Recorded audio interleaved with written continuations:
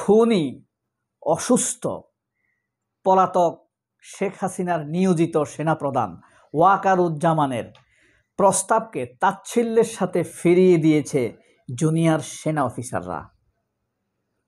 প্রস্তাবটা কি ছিল সে নিয়ে তো কথা বলবই।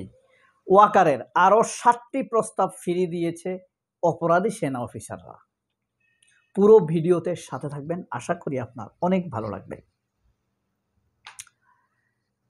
ওয়াকারুজ্জামান খুব সহজে 15 জন কনভিক্টেড বা চার্জশিটভুক্ত সেনা অফিসারকে, উচ্চ লেভেলের সেনা অফিসারকে তার হেফাজতে নিয়েছে, কিন্তু তাদেরকে সে পুলিশের হাতে তুলে দিবে না।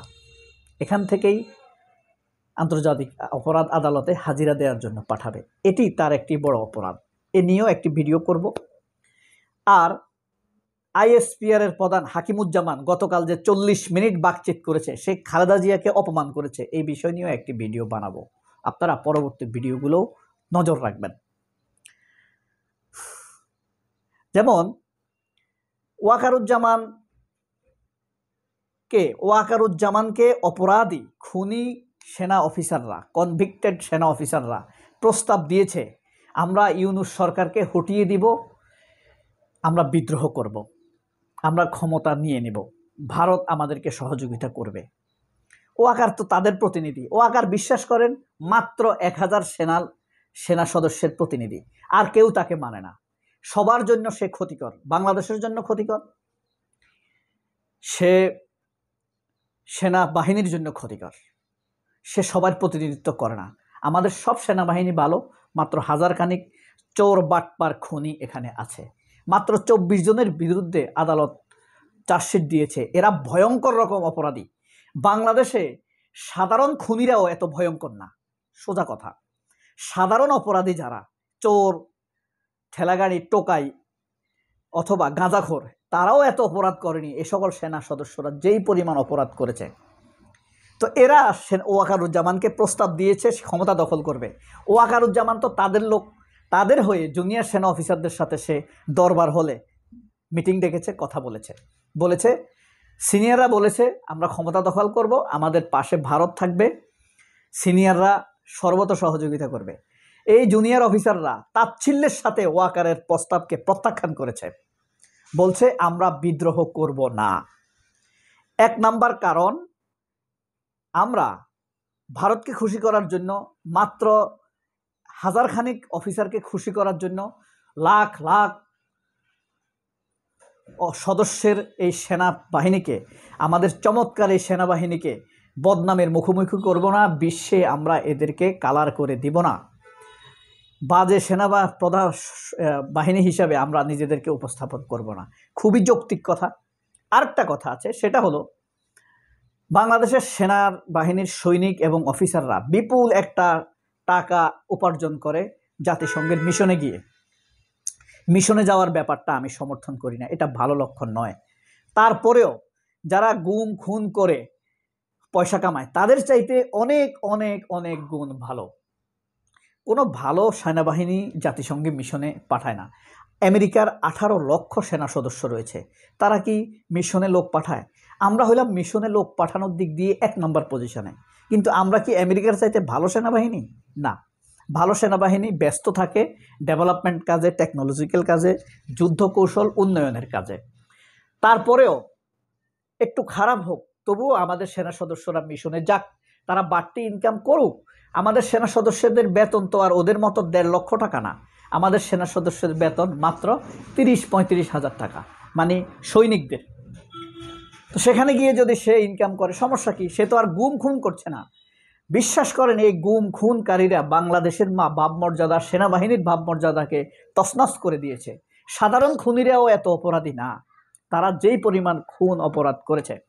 তো এই কারণে সেনা প্রধানের প্রস্তাবকে প্রত্যাখ্যান করেছে জুনিয়র সেনা অফিসাররা।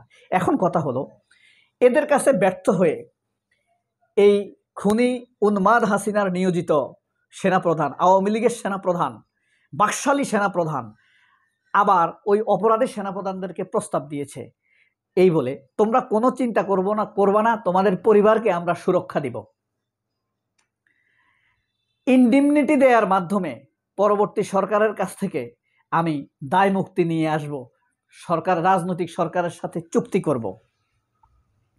পরের রাজনৈতিক সরকার আমাদের উপরে নির্ভরশীল হবে, তাদেরকে দিয়ে আমরা তোমাদেরকে ক্ষমা করিয়ে আনব। এবং তারেক রহমানের সাথে প্রয়োজনে আমি কথা বলবো তোমাদেরকে ক্ষমা পাওয়াবার জন্য। বিচারককে তুলে নিয়ে আসব এবং তারা যেন সফট রায় দেয়, এবং 6 মাস পর পর তোমাদের জন্য ডেট ফেলবো। মানে আদালতের তারিখ পড়ে না, হাজিরা 6 মাস পর পর ডেট পড়বে, তোমরা কোনো চিন্তা করবে না, একটা হাজিরা দিয়ে চলে আসবা। হুট করে একজন অপরাধী বলে ক্ষমতায় যে বিএনপি আসবে, তারেক রহমান আসবে, তার তো কোনো নিশ্চয়তা নেই।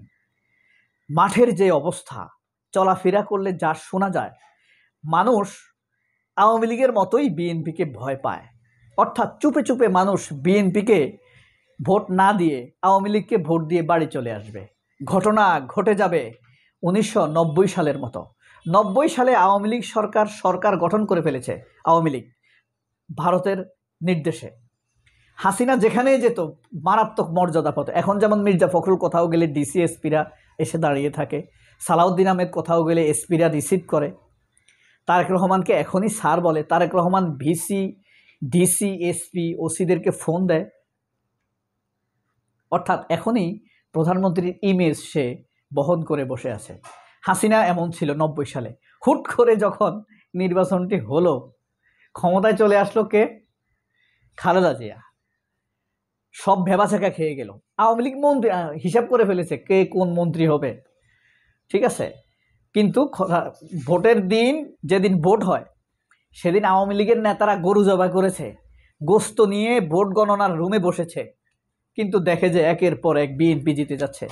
তো আর্মি অফিসাররা বলছে এবারের ঘটনা সেই রকম ঘটলে যেতে পারে, জামায়াতও তো ক্ষমতায় চলে আসতে পারে। জামায়াত মুখে যতই কূটনৈতিকভাবে ইন্ডিয়ার সাথে সম্পর্ক ভালো হবার কথা বলুক, জামায়াত পারতে ইন্ডিয়াকে কোনো ছাড় দিবে না, ইন্ডিয়াও জামাতকে মেনে নেবে না। সুতরাং আমাদের আর বিচার থেকে কেউ বাঁচাতে পারবে না। আচ্ছা, আর্মিরা কি এখনো অন্যায় করে বিচার থেকে বাঁচতে চায়? তাদের মধ্যে কি কোনো অনুশোচনা নেই? এদের কি বাচ্চা কাচ্চা নেই? এদের ছেলেমেয়েরা এদের কি চোর ভাবে না, খুনি ভাবে না, ধর্ষক লুটপাটকারী বা লুটপাটকারীদের সহযোগী ভাবে না, বেঈমান মির্জাফরের মতো দালাল ভাবে না? এরা কি এক একটা মির্জাফর নয়? ওয়াকারের বাচ্চা কাচ্চাই বা ওয়াকারকে নিয়ে কি ভাবে? এখন তো তার কোথাও গ্রহণযোগ্যতা নেই, না আছে সাধারণ মানুষের কাছে তাকে বিশ্বাস করে, না বিশ্বাস করে বিএনপি সাধারণ মানুষ, না বিশ্বাস করে ভারত, না বিশ্বাস করতেছে হাসিনা, না বিশ্বাস করতেছে সিনিয়র অফিসাররা, না বিশ্বাস করতেছে জুনিয়র অফিসাররা। অপরাধীরা তো তার অধীনস্থ হয়ে আছেই। সবাই অনেক ভালো থাকবেন, সুস্থ থাকবেন। আল্লাহ হাফেজ। আসসালামু আলাইকুম।